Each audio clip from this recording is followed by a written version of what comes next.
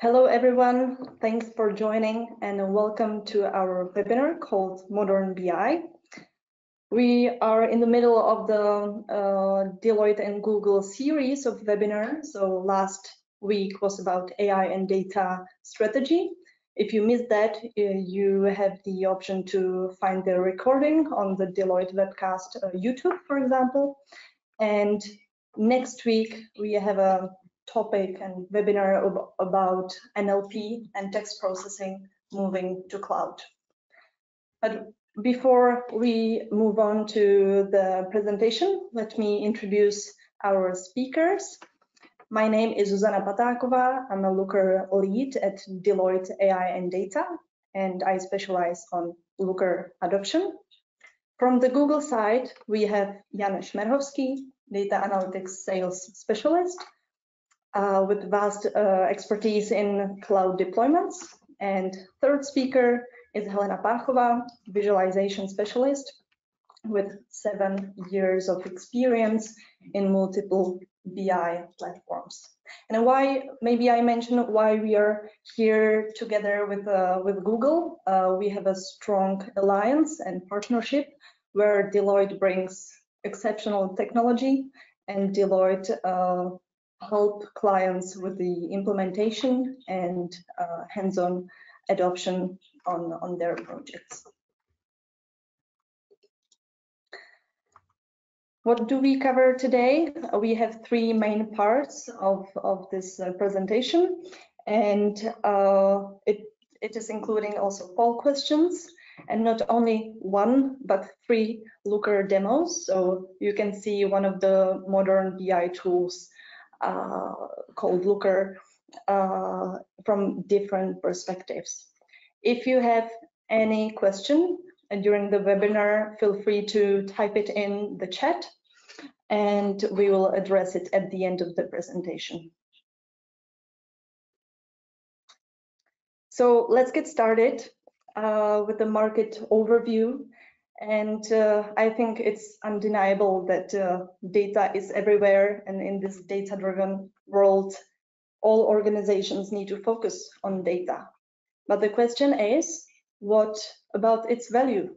Do we have, or do organizations have enough insights? Is it real time? And do they have the actionable, the follow-up steps they can take? According to the latest Data and AI Leadership Executive Survey, organizations are investing massively in data initiatives, but on the other hand, they are still struggling on data-driven journey. So only 27% have achieved the goal to become data-driven, and just 19% have established a data culture. And we wanted to know, why is that? What are the main pain points in these data-driven companies? And in a few minutes, we will also take a poll question for you to learn more about your pain points. And let me illustrate the story of this CEO called Lucas, so meet Lucas. And his usual challenge he's facing, it is about that the company is using huge volumes of data from different parts of data sources. And the challenge is that it is very time consuming to process them and integrate them. So Lucas is often waiting for IT teams and data specialists to prepare the data in usable format. Second challenge is the data trust. So even when Lucas manages to obtain the data, he questions its accuracy and reliability. So Lucas or his colleagues spend a significant amount of time cleaning and validating the data across multiple departments.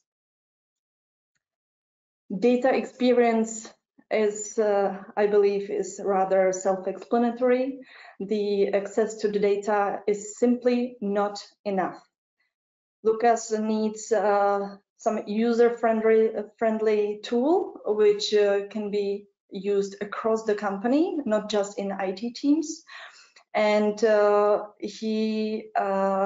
challenge is also that he needs to work with multiple platforms and compare the data silos. So he's switching back and forth from one tool to another. Last challenge is about the adoption and user engagement. So even if they address all of these challenges in a company, the data literacy and adoption becomes additional obstacle. So some team members may be still resistant to change. And now let's take a quick poll question to understand the main obstacles you face in your organization. And we have used still the same, we have started with this, with the challenges mentioned. So the first one is data bottlenecks, or data trust, data experience, or adoption and user engagement. You can select multiple answers, not just one. And if you're not happy with any of these answers, feel free to tick other, and you can type it in the chat. So we will wait a few moments until this question will reach out to everybody in the audience. And then we will have a quick overview of the answers. So I'm curious what this will be.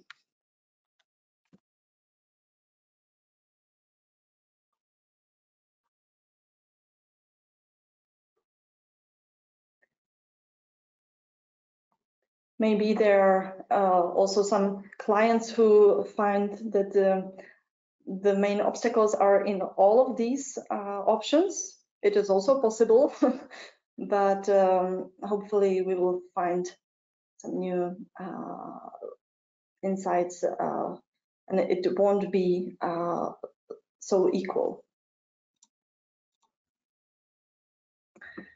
So we have the results, and the majority of the data challenges is adoption and user engagement. Surprising that it is so a huge proportion, 57%. Then it is followed by data bottlenecks and data trust. Interesting to see. Maybe we can address some of these challenges with our perspective, how to see the modern BI. But before that, let's continue with the newest trends on the market. And you see that first two trends are here already for maybe a few years, but the importance is still growing. As for the first one, data discovery, this trend empowers users to make sense of the vast amount of data intuitively, naturally, and it is even more empowered with AI and NLP features, as we see nowadays. Second trend is the data governance. With the growing data volumes and stricter compliance requirements, organizations must ensure data quality and security. And sometimes you see that there should be this balance between the data discovery to give freedom to the people across the company to make custom analysis freely, but on the other hand, you need to have a data policy and simply conventions how to manage the data. Third trend is the cloud-based BI, which is key trend in this field, and that's because more and more BI elements have already moved to cloud, such as data sources you have data models, analytics, data storage, everything is moving to cloud. So this kind of architecture provides scalability and flexibility. And last but not least, the trend about the trend of mobile BI, and embedded analytics. So in today's mobile-centric world, it's all about having access to real-time data in your pocket, in your hands, and making data-driven decisions on the go, anytime and anywhere. And embedded analytics takes it just a step further by integrating analytics seamlessly in existing applications or your websites, for example, and workflows. Now let's take a second poll question to learn more about you. So please select the statement that best describes your organization's interest in implementing a new BI platform. So the first answer could be that you're actively looking for a new BI tool in the following months. Second option is that you may consider changing the BI tool, maybe, let's say, in the following 12 months, or you're not interested in changing the BI tool and you're simply happy with the one you have. You just came here for the presentation to get inspired, just in general. And fourth answer is that you use Looker already, but you want to use it better in a more efficient way and maybe add some new functionalities which Looker already provides. So again, we have a few more moments to answer this question.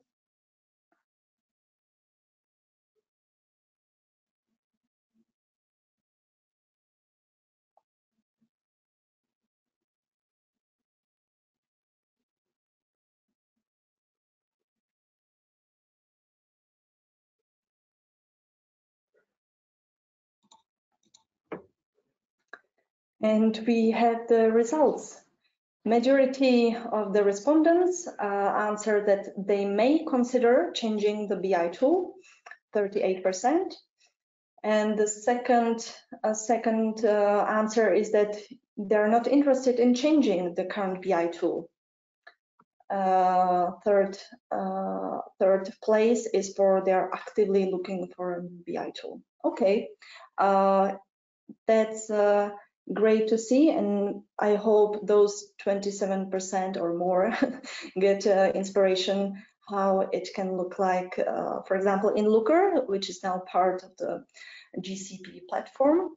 And it leads me to the next part explained by Honza and his perspective on Looker.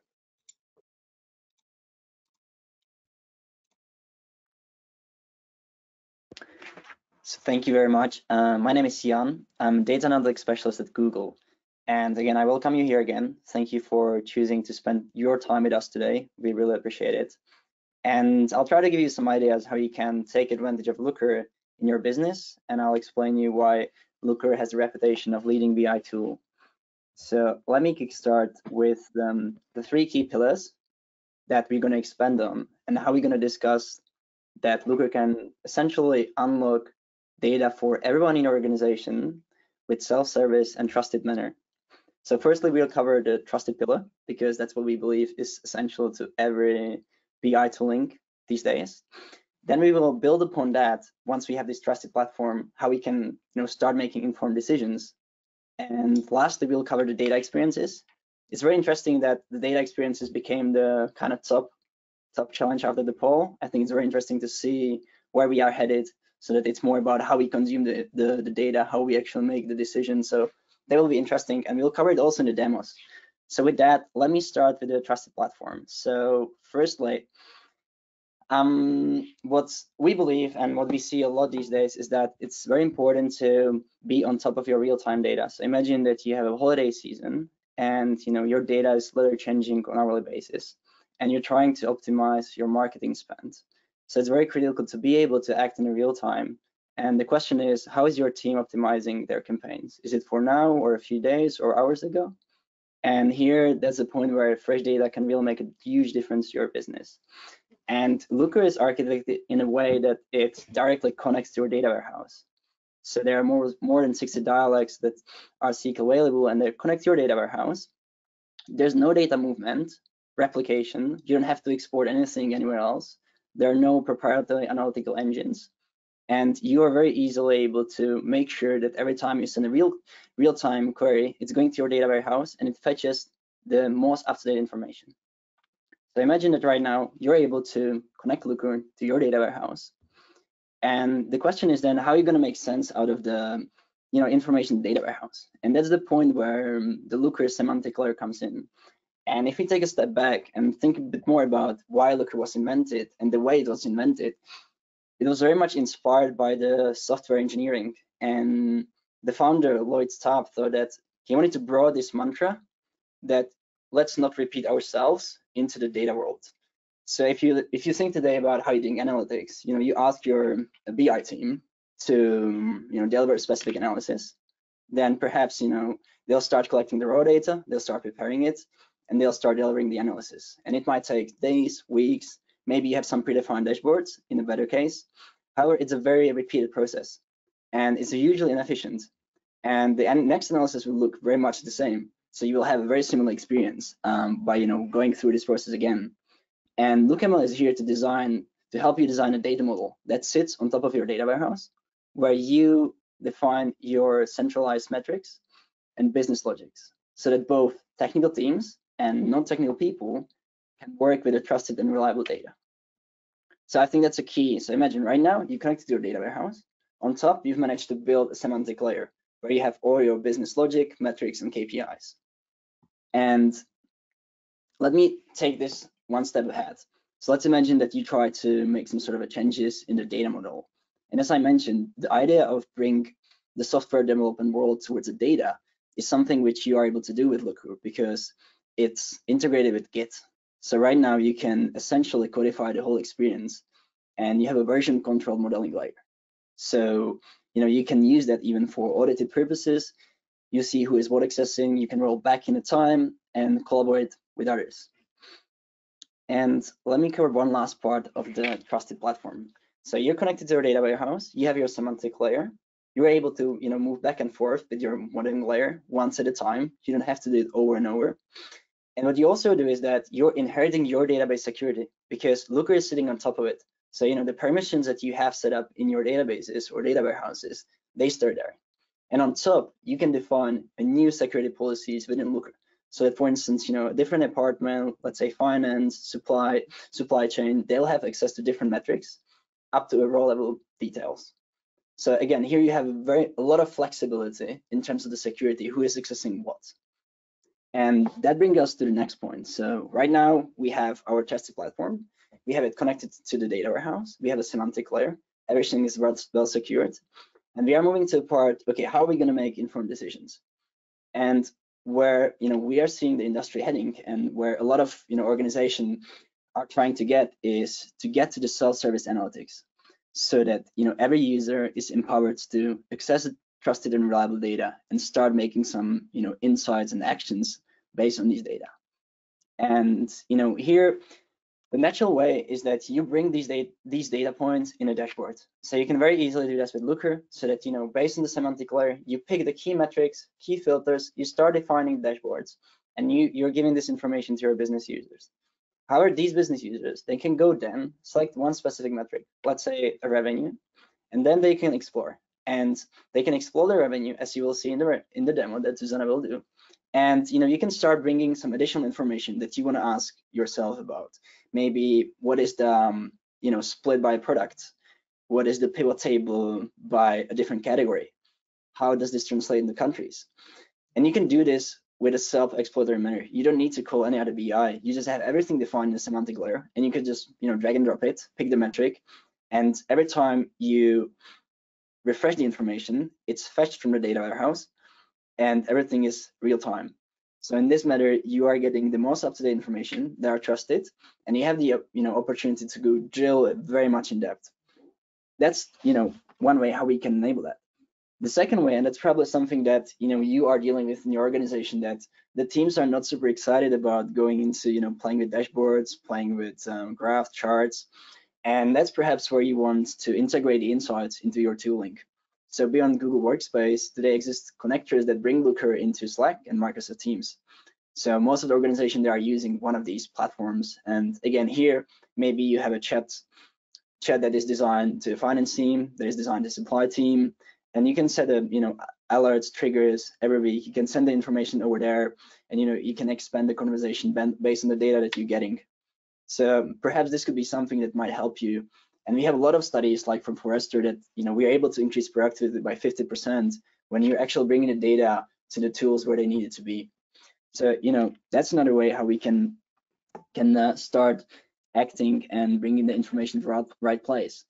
And then perhaps something that is again on top of the mind of every leader and everyone in the data and BI space is how we can automate this, how we can start actions on the insides automatically.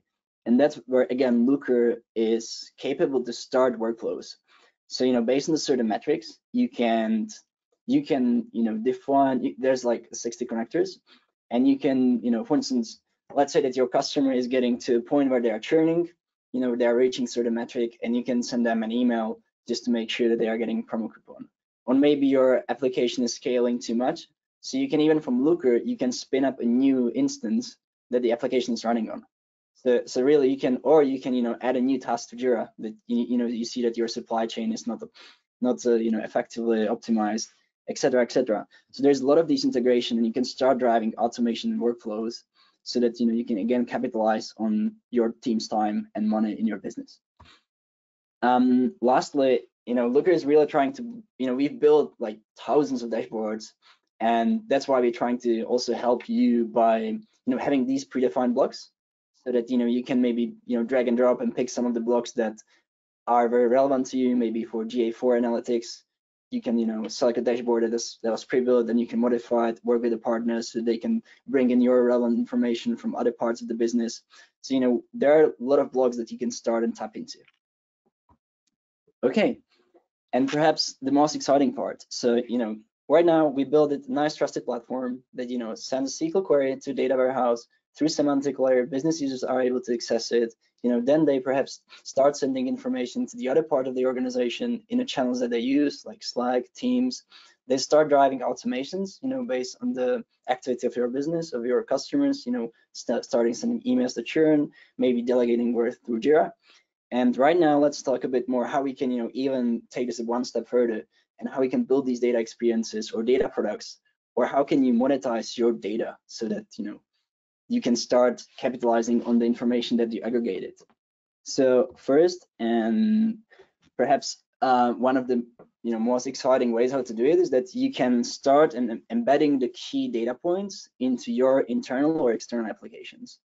So Looker is API first tool, so you can pretty much iframe any dashboard, any data point, anywhere you think of. So you can bring the data points into your application for instance, warehouse workers, that are looking for the status of the manufacturing machines. Or you can literally like embed the data into your CEO application that is looking and trailing revenue. So there's one way is embedding all this information into via an iframe into your applications. Another way is that you could from scratch build your own application, your own data application with Looker. And you could again use all the information that you have in your organization and leverage the semantic layer to design your own application. You look at the screen, this doesn't look like a dashboard, but in reality it's really being just about a way how you transform these data points. So that's something that we will show you through the demo, how we think about the state-of-the-art application when it comes to modern BI, and I think it's a very exciting. So let me just kind of summarize it. So depending on how fast you want to move and what complex experience you're trying to build, you can leverage Looker for the standard internal BI analytics, or you can leverage it for embedded analytics, or you can leverage the components and APIs to build your own data applications. And you can see at the bottom, there is the timeline depending on how fast you want to go to the market. So, obviously starting with the internal BI is very quick. And then, as you move through the complexity, that's also affecting the time that you're able to implement them. What our customer says about Looker. So I think at one point in Silicon Valley, there was a golden stack, which had the different components. I'm not going to mention which, but on top, at one point, Looker was extremely popular and still is a BI tool of choice. And so again, what our customers praising is the whole idea of one source of truth, so that you have the opportunity to organize the information and leverage Looker tapping into them. The other point is the data bottleneck. So through Looker, you can drive a lot of data literacy in your organization, because they are able to work with the different data points. They are able to bring the different metrics and build their own dashboards for their own teams. So you're really trying to bring this whole idea of data-driven enterprise in the business. And then lastly, it would be the rapid deployment, so that you can deploy and build these tools in a matter of weeks. We have POCs that we're able to turn around in 3-4 weeks, depending on the complexity of it. And that's really quickly going to tell you if this is bringing results to you or not. So I would really encourage you to think about, we have some gift for you after this, at the end of this presentation. And I'll tease you till the end so that you will stay with us, and Zuzana will tell you what it is. But we would be very keen to support you on these endeavors. And then just to summarize it, what it means, what Looker can do, and what it tries to do. So it's a new modern BI platform, and it's helping you to self-serve for quick and customizable insights. It has the semantic modeling layer where you define and standardize your patterns. You can change this layer once, and you can build on top. The architecture is very scalable. You don't need to, and very light-based. You don't need to install anything. Everything is web-based, so you can go and access it through iPads, iPhones, Androids, computers. Everything is very easy to access. You have extreme amount of control when it comes to the security, and through the REST APIs, you can build your own custom applications and workflows. And lastly, Looker is it can connect to, it's a Google product, but it can connect to your analytic engine no matter where it sits. So that's from my part, and I'm looking forward to see you in the next part, where I'll be talking a bit more about embedded analytics. And with this, I will move on, and I'll pass the word to discuss our demo. And Zuzana, you can take over.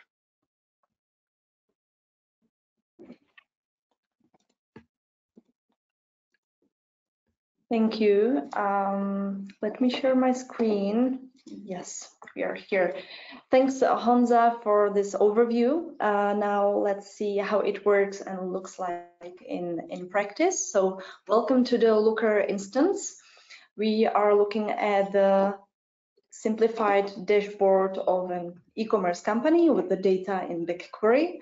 And let's assume I'm the CEO. I want to see just an overview of the company at the high level. So I look at the main KPIs and simple dashboard. And any of these tiles, I can take it as a starting point and customize the analysis.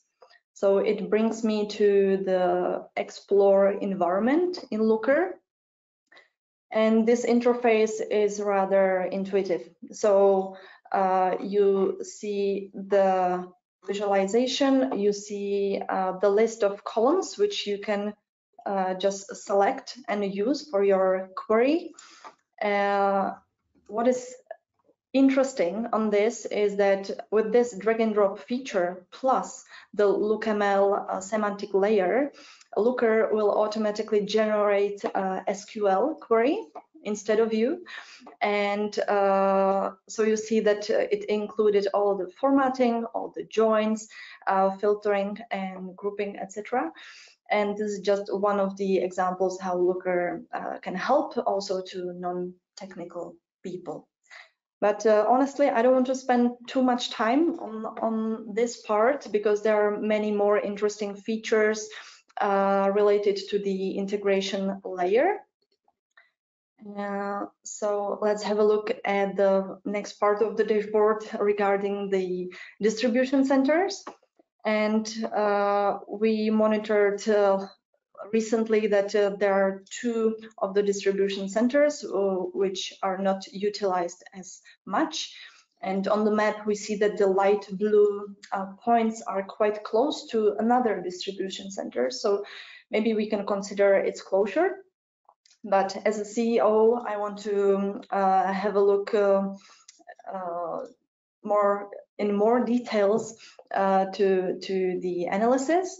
But as a CEO focused on business, it is the most natural for me to work with Excel or sheets. So I will just jump to the Google Sheets where we don't have exported data from Looker. It is the direct connection. So you have you know that you have always fresh data, or you can set up the refresh options.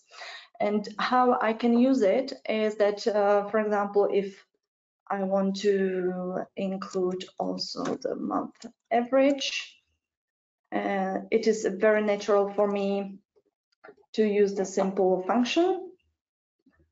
And this helps a lot with the data discovery trend, what we have mentioned at the beginning of the presentation, because you don't have this limit of the technical skill to work with the data. You simply provide it to people across the company. So I can, for example, add a few more things to see if the 2 distribution centers were low in numbers consistently for several months or not, and I see that yes. And for example, I can take a colleague to have a look at that later, for example. So this was one of the examples. Let me jump back to the Looker instance where we track the orders in a system to make sure that our customers are happy. And for example, I want to analyze more the returned order. So let me just drill down to the details. And it's thanks to the architecture of Looker, you have always access to the full row level detail. So you can analyze it and, for example, take a new and, for example, create a new visualization, or when I see these 3 dots, I have some predefined actions, and it is something what Jan was explaining, that you have a predefined message with the order ID already injected, and you can simply send it to the Slack channel to your colleague. Or another example is to send the email promotion to the customer with the 10% discount to motivate him to not to lose him as a customer. And please take it as just an example. Of course, if you need to work with a list of customers with a specific characteristic, of course, you can work with that in bulk. All right. There are many more action hubs, and again, it is something what Jan was mentioning. I will just show it how it looks in Looker instance. So we have, for example, option to stop the instance. We have many Google applications. We can create a Jira issue referencing the data, and many more, for example, online marketing applications. If it's not enough, you can add more via Looker API. Last thing I would like to show you is the Looker Marketplace. It is a place with all the templates and blocks of code, which helps you to accelerate the journey with Looker. And it means that you don't need to reinvent the wheel again and again. So, for example, dashboard for Google Analytics is already prepared for you. Or, for example, cloud cost optimization dashboard. Again, we have it right in Looker.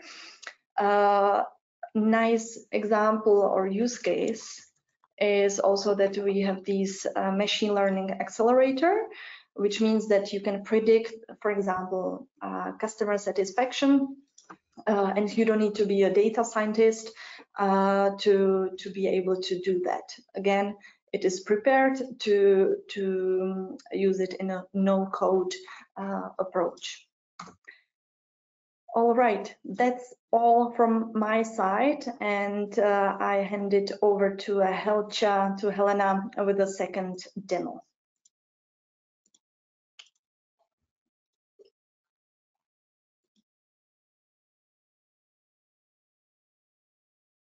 I hope you all see my screen. Hello everyone, my name is Helena and today I am excited to present a short demo of our Smart Factory solution. Smart Factory was developed through collaboration between Deloitte teams and Google. So let me introduce you Mary, the factory manager at Modern Manufacturing. She faces a significant challenge in achieving her company net zero goal due to a lack of crucial information. Despite her extensive experience, she struggles to effectively manage the production line consisting of 4 stations: filtering, mixing, bottling, and reactor. Without detailed insights into the performance and efficiency of each station, Mary finds it very difficult to optimize operations and minimize their environmental impact. Recognizing the importance of sustainability, Mary is determined to understand the emissions generated by each station. And to overcome this obstacle, she has made the decision to implement our Smart Factory. The solution promises to provide her with real-time data and actionable analytics for each station, enabling her to make informed decisions and drive sustainable practices throughout the entire production line. Implementing of our Smart Factory starts with connection her machines to our platform. This connection empowers Mary with access to real-time data on machine performance, yield, availability, energy consumption, emissions, and much more. All valuable data are securely stored in Google Cloud, offering scalability and effortless data processing. To ensure a user-friendly experience for Mary, we decided to visualize the data in Looker Studio.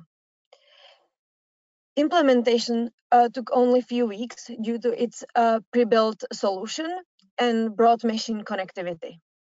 Now, let me dive into the dashboard. Look at dashboard. So the dashboard provides an overview of the production line status. At the top, you will find sustainability overview, displaying key metrics such as total energy consumption, CO2 emissions, and industrial energy efficiency score. The score is calculated in compliance with EU regulations. You can also see data for the last 4 hours represented as average values for 30 minutes intervals. Here for energy consumption and here for emissions. Moving to the next section, manufacturing overview, we observe overall equipment effectiveness, OEE, currently standing at 12%, indicating some room for improvement. Availability, performance, and yield metrics are also highlighted. You can see that here. By clicking on this button, Mary can access a detailed dashboard providing KPIs for each sub-process, but for time efficiency, I will skip that. For further clarity, there is an information icon, this little e, that explains the KPIs. For example, here, the emissions caused by loss of availability of the machines. The dashboard also provides Mary analyzing. She can also see energy consumption and carbon emissions for each process and its sub-processes. Now let's explore the most intriguing part of our solution, advanced analytics. Machine level anomaly detection automatically establishes a baseline fingerprint of regular machine operations.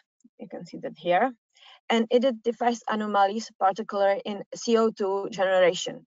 This helps Mary proactively address unexpected issues. You can see peak right about here. The next part is carbon prediction forecasting that forecast emission for the next 28 days. This empowers her to anticipate and plan for future emissions. Furthermore, our root cause analytics combines machine sensor data with emissions, allowing her to determine the underlying causes of emissions fluctuations at the machine level. In this case, we identified issue with scaling on the reactor heating coil. Finally, the dashboard presents the total predicted emissions for the selected time range, in this case, 28 days. Now, armed with all the information, Mary can focus on enhancing the effectiveness and sustainability of her production line. That's all from me. Thank you so much for your attention. And now I will pass the floor to Jan with his cherry on top of the demos. Thank you. So yeah, I'll take you through the embedded experience. So I think it might be very relevant to what you might have experienced in your organization when you talk about the data experience. So the dashboards are a fantastic way how you can summarize and contextualize the information. And what am I showing right now to you is something that we've built to show you what is the art of the possible. So imagine that you are a CEO or data analyst or someone that is running this business, which is running automotive, which is running a fleet of self-driving taxis, yeah. And you have this overview, which is showing you what is the daily revenue, what is the number of gallons that you saved, what are the current rides, what is the fleet. You can click on the specific rides that are happening in New York. That will give you the information about the customer, about the car, and about the revenue that you generated. So what we try to do here in this demo is that we're trying to bring together, and why do we all the time talk about real time? So we try to bring together the data points from the cars, the IoT sensors. We're trying to bring together data about, for instance, the gallon prices. So we every day we fetch what is the gallon price in a different state, and then we project the price, how much we saved across the different states in the US. Then we are also bringing the data from the CRM, so that we are bringing data about the different customers, what is their lifetime value, how much money they've generated, and then we try to action on these inside. Like, these data are beautiful, but what is even more beautiful is if you are able to understand what you can do with all this data. So for instance, we're also integrating like an events that are happening in New York into this dashboard. And in the control center, we have, for instance, an information that there's a traffic spike in 13 days because there will be a concert, and that we have 28 vehicles that are scheduled for maintenance around that time. So instead of them picking up customers, they would have to be in the maintenance.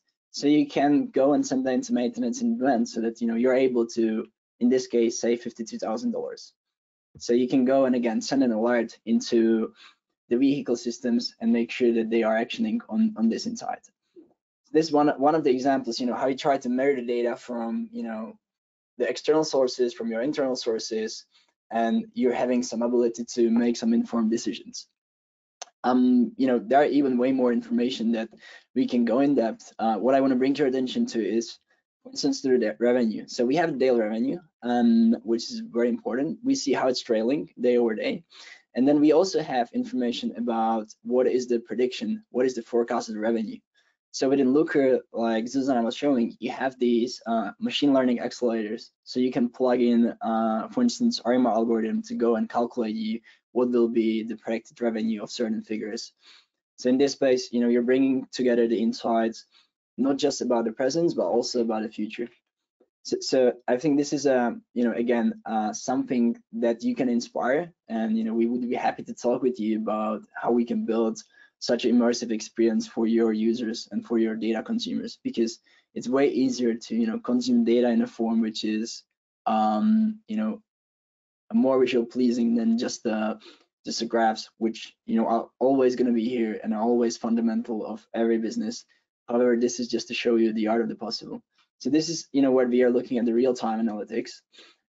We have some third-party data that are giving us some information about the actions. For instance, here I have some information about the sensor from car that is sending me a low pressure in the tire, so I can schedule it for maintenance. And I also don't have just the real-time data, but I do have, for instance, the aggregated analysis as well. So I can see, you know, how is my fleet trailing. So I can see what is the performance of what car. I can see, for instance, what are the growth opportunities, so that, you know, I'm seeing the different fares between the JFK, between the trips to the airport, you know, the difference between the weekdays and weekends. I can see the average trip generated per average revenue generated per trip, and, you know, there are a lot of different data points that we're trying to bring together. Lastly, you know, you can, for instance, here is also very interesting, where we are looking at the, you know, different pickup times, and we're visualizing them to show across the New York, you know, where do people are being kind of picked up and dropped off. Obviously, this is changing depending on, you know, the time of the day. So, you know, if we look at, for instance, the morning, you could see that we have most of the pickups around, around Wall Street. But in the evening, you know, you go into a bit more Soho and central Manhattan, because people are, you know, perhaps going to bars and they're trying to have some fun. So again, this is just to inspire you, to show what can be done. Here's even, you know, the architecture of how this is being built. You know, what data are we bringing in, how we are processing them, you know, how we are analyzing them, and then, you know, we are visualizing them with Looker and with some web application. You have here in the machine learning models, we're using TensorFlow, Google Maps. So it's a pretty neat use case, you know, which is, I think, decently showing the art of the possible. So in this regard, I think it could be very interesting to, you know, talk with you about, you know, how we can help you to improve the experiences that you're struggling in with your organization, or how we can help you monetize the data, because we see a lot of organizations who build such an experiences and then go and monetize these. So, and that's a totally different scenario when you're actually talking about how much money is this product going to generate to revenue, generate to the business, compared to, you know, how much this BI is going to cost us.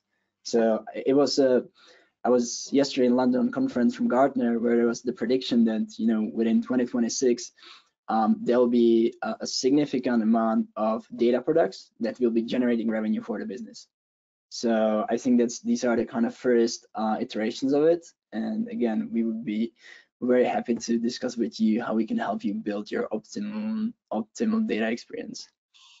And with that, I'll pause, and perhaps we can have the questions right now, or should we? Because I believe there might be some questions.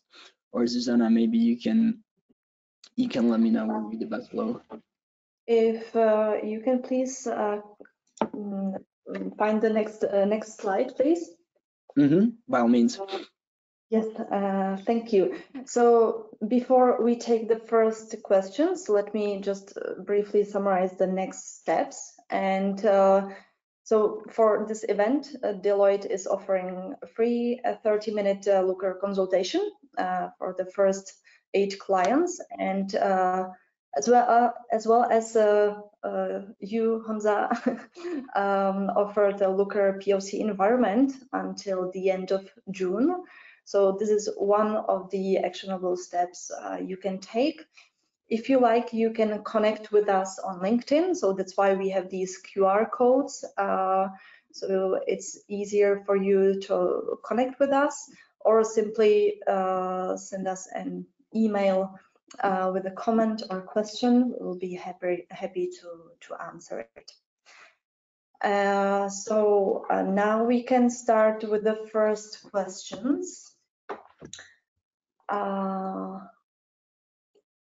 I would take the first one. Does Looker automatically create dashboards on the data it is provided with? I'm talking about the case of Smart Factory, or the demo we saw is the pre-established model of dashboard, which is filled with the data we provided Looker with. Basically, the demos me and Helena provided, it was built with the context of the industry, so it was not pre-generated, and basically, if you offer the Looker with that LookML layer, and you do it in a way that all the best practices are matched, and it is easy for the users to work with that, so they can easily analyze the data. It is on the users to be the authors of the dashboards. But of course, you can always use the Looker blocks, what we mentioned. If there is something pre-built, you can take it as a starting point and then iterate it until the use case you need for, especially for your company. But generally, yeah, it is on the end users to use it. Are there any other questions? I do see one. Can I ask? I do see one more about. Can you compare Power BI and Looker? So perhaps I can quickly take this one. So I think that these tools are fundamentally very different, like architects. So I would say that, you know, if you look how so Looker is really built to capitalize on nowadays technology, that, you know, we have these extremely powerful data warehouses all over us, and that's why Looker is connecting directly to the, you know, data warehouse. Try to try to load like billion rows into your memory in Power BI, and you will see what am I talking about. So I would say this is the first point. And then the second point is that, you know, in Power BI, I don't think that you have any version controlling. So really what we try to do to help you is to build this data model. You know, it can be built by a couple people, and then, you know, the rest of the organization can go in and just pick the metrics and, you know, change the, and if you need to change the model, you just can change it throughout the different versions. So I would say this is a really good benefit for when it comes to version controlling.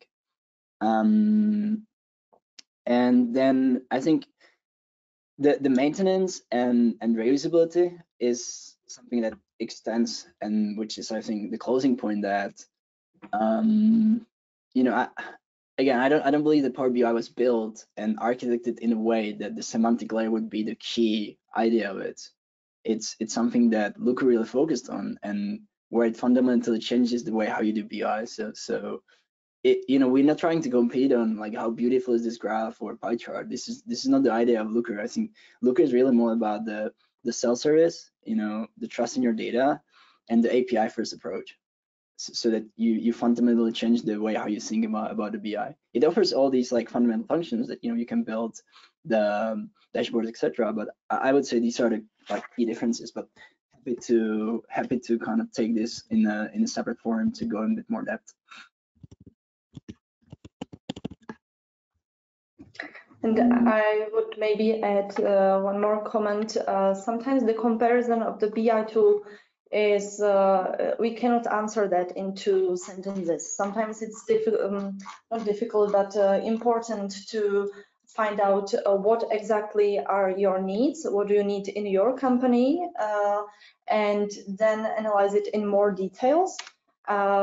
So we can get to the answer. So if you wish to compare any special BI tools between each other, you can use this Looker consultation for that, for example, or simply contact us.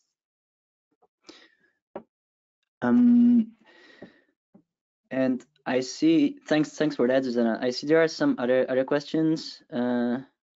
What can Looker do and other BI tools like Power BI and SAS and Via can't? So I think that might have been answered. So maybe we can move to the next question, or maybe if Helena or Zuzana wants to add something. I see the question, can Looker use Python visualization and code? I'm not sure if I understand correctly, but basically you have the default type of visualization which are already in a Looker instance. This is for majority of the average Looker users, but of course you can do custom visualization. You can use it with a JavaScript, and you have more freedom how to make it custom for your company. And yeah, maybe if I can add, so like in terms of the SDKs, yes, you know, Python is supported. So Python, Rabbit, JavaScript is supported. So I think yes, you can go and use Python by all means. I'm thinking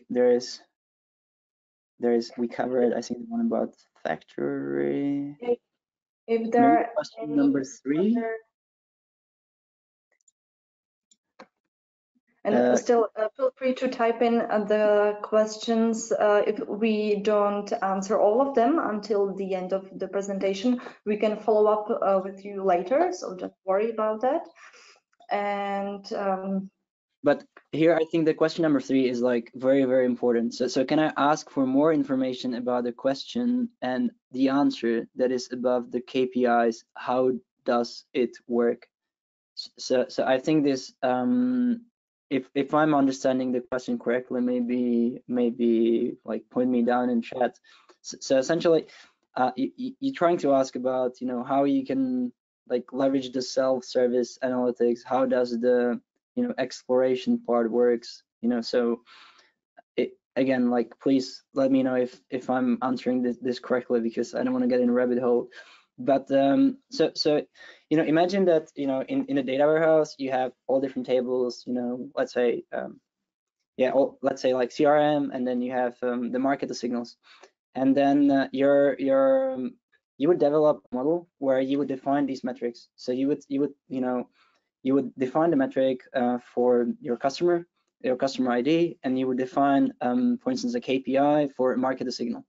Okay, and this will be defined by your like development team that is, you know, building the data layer, the semantic model.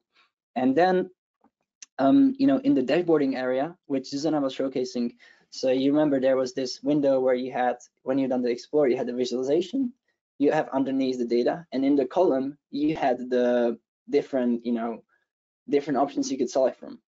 So if you would do the explore, in these options you would find the customer ID, and you would find the market signal. And for instance, you know, you would have you would try to drill into the number of customers. So you would do the explore, and you would click on the, you know, customer ID, and you would click on the market signals, and that's how you would, you know, bring these data points into the dashboard. So essentially, you would not need to, you know, write a SQL query to understand, you know, what is the, you know, select from this customer ID from this table. You would just click on, you know, from the selection, you would just click on the metric, and you would apply it on the dimension that, you know, you're looking to understand. So I hope this understood. This answered the question. If not, just drop me a line on LinkedIn or an email, and we can go in depth. All right, I think the time is up. Thank a lot for your attention, for your time. We hope that you got at least some inspiration or tips how to use your data better. And see you on the next webinar next Thursday. Thank you a lot. Have a nice day. Thank you. Bye-bye.